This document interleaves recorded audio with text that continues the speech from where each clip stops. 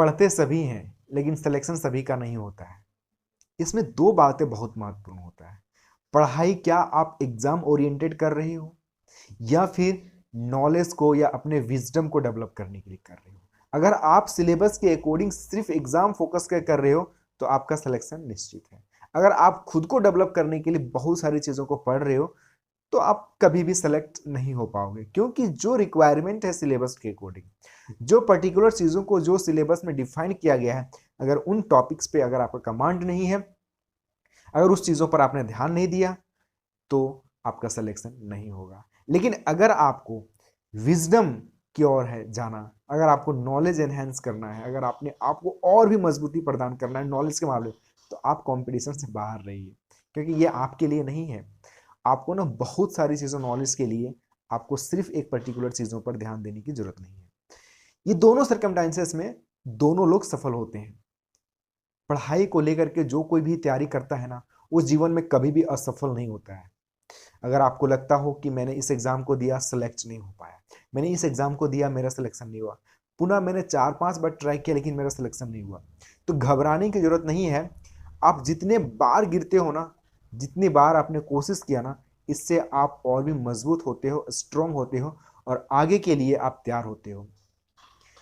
आमतौर पर स्टूडेंट में या फिर लोगों में यही बातें रहती है कि सिलेक्शन नहीं हुआ इसका मतलब वो डफर है, उसका मतलब वो पढ़ाई नहीं करता है। यकीन मानिए कभी कभी आप देखेंगे कि जिनका सिलेक्शन हो गया हो और जिसका सिलेक्शन नहीं हुआ हो, 5 साल के बाद ना दोनों को कंपैरिजन करके देखना, समटाइम आपको देखने को मिलेगा जिनका सिलेक्शन नहीं हुआ लेकिन वो पूरा झंझावत बहुत स्ट्रॉन्ग तरीके से बहुत बारीकी से मेहनत करता था, वो किसी ना किसी फील्ड में बेहतर कर लेता है।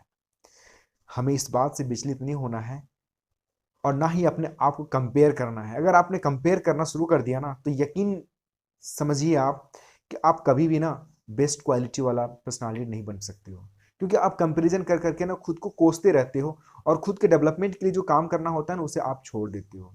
आप अपने आप को पहले कोसना बंद करो, अपने आप को कंपैरिजन करना बंद करो कि उनका सिलेक्शन हुआ, इनका नहीं हुआ, ये कैसे होगा, वो कैसे होगा। ये तमाम चीज़ों को लेकर के ना आप जितना भी सोचोगे फ्रस्ट्रेट हो जाओगे। आप सिर्फ एक लाइन पर चलो, पढ़ाई करना है, पढ़ाई कीजिए, करते रहिए, करते रहिए पढ़ाई। सिर्फ अगर आपको पैसा कमाना है तो उसके लिए उद्योग कर लीजिए, धंधा कर लीजिए, या फिर अपना कोई बिजनेस सेटअप स्टार्ट कर लीजिए। हो सकता है आप टीचिंग में हैं तो आपको तो पढ़ना पढ़ना ही है, क्योंकि जब तक आप पढ़ेंगे नहीं टीचिंग में बेहतर नहीं कर पाएंगे। अगर आप स्टूडेंट हैं तो भरपूर समय का उपयोग कीजिए, उस दौरान भी अगर समय आपको मिलता है तो कुछ बच्चों को आप पढ़ाइए, क्योंकि इससे आपको ना बूस्टअप भी मिलेगा और आपको रिवीजन करने का भी टाइम मिलेगा। धन ही एक ऐसा संपत्ति है ना, एक ऐसा एसेट्स है, ऐसा कैपिटल है जिसको जितना आप बांटेंगे ना, जितना लोगों के साथ साझा करेंगे, शेयर करेंगे, देंगे, उतना आपके अंदर वो डेवलप होता जाएगा और ग्रोथ होता जाएगा। तो कोशिश यही कीजिए कि अगर आप लर्निंग फेज में हैं, टीचिंग फेज में हैं या फिर किसी भी फेज में हैं, आप स्टडी भी कीजिए और दूसरों को आप टीच भी कीजिए, पढ़ाइए भी, दूसरों के साथ ज्ञान भी साझा कीजिए। कोई लोग असफल नहीं होता है जिसने भी एजुकेशन का सहारा लिया है, जिसने भी शिक्षा को सबसे पहला प्रायोरिटी पर रखा है। अगर प्राइमरी ऑब्जेक्टिव जिसका एजुकेशन रहा है, वो कभी भी होपलेस नहीं हुआ है और कभी भी वह व्यक्ति असफल नहीं हुआ है। पढ़ाई पर ध्यान दीजिए। 100 क्वेश्चंस तय नहीं करता है कि आपका सिलेक्शन हुआ तो आप बेहतर हैं, या 100 क्वेश्चन आपने अच्छा नहीं किया तो आप बेहतर नहीं हैं। सिर्फ यही 100 क्वेश्चंस आपके लाइफ के लाइन को निर्धारित नहीं करता है। इसके अलावा भी आउट ऑफ बॉक्स थिंकिंग अगर आप डेवलप करते हो तो इन सब चीज़ों से भी आप बहुत आगे की ओर जा सकते हो।